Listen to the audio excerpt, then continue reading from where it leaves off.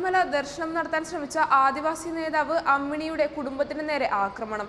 അമ്പലവയലിലുള്ള അമ്മിണിയുടെ സഹോദരിയുടെ വീടിന് നേരെയും ആക്രമണം ഉണ്ടായി. സഹോദരിയുടെ മകൻ പ്രഫുലിന്റെ തലയ്ക്ക് കമ്പി കൊണ്ടടിച്ച് പരിക്കേൽപ്പിക്കുകയും ചെയ്തു. സഹോദരിക്ക് നേരെയും ആക്രമണം ഉണ്ടായി. ഇവരുടെ വീട് അടിച്ചു തകർത്ത നിലയിലാണ്. ഇരുവരെയും ബത്തേരിയിലെ ആശുപത്രിയിൽ പ്രവേശിപ്പിച്ചിരിക്കുകയാണ്. കഴിഞ്ഞ ഡിസംബർ 23-നാണ് അമ്മിണി ശബരിമല ദർശനത്തിന് എത്തിയത്.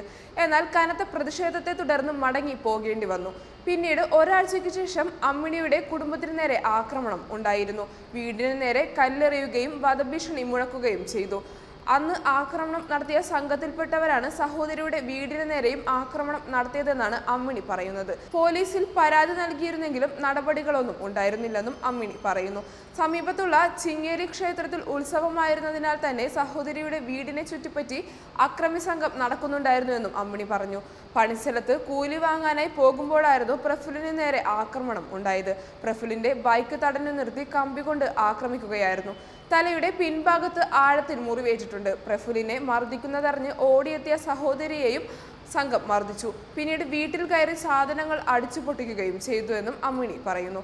ആക്രമണം ഉണ്ടായതറിഞ്ഞ് സഹോദരിയുടെ വീട്ടിൽ പോയി മടങ്ങുന്നതിനിടെ തന്റെ വാഹനത്തിന് നേരെയും ശരണം വിളികളുടെ പ്രതിഷേധം ഉണ്ടായി എന്നും അമ്മിണി പറഞ്ഞു.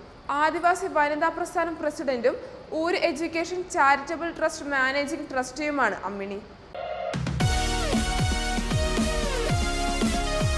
വാർത്തകൾ ഉടനടി അറിയാൻ top news Kerala YouTube channel subscribe ചെയ്ത് ബെൽ ഐക്കൺ അമർത്തി ലൈക്ക് ചെയ്ത് ഷെയർ ചെയ്യുക.